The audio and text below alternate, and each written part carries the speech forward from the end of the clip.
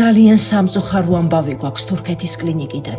10 წლის დავით ხოშტარიას მდგომარეობა კრიტიკულად დამძიმდა.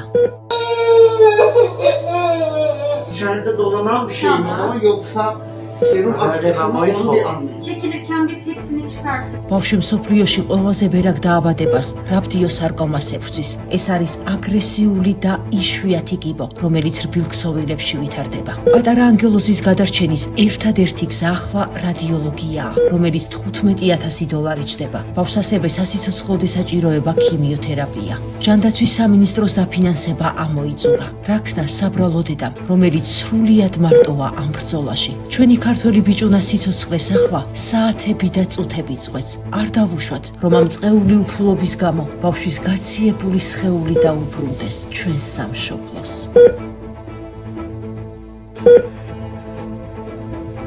გადარიცხეთ ნებისმიერი თანხა ჩერნოვეცკის ფონდის ოფიციალური საიტის მეშვეობით.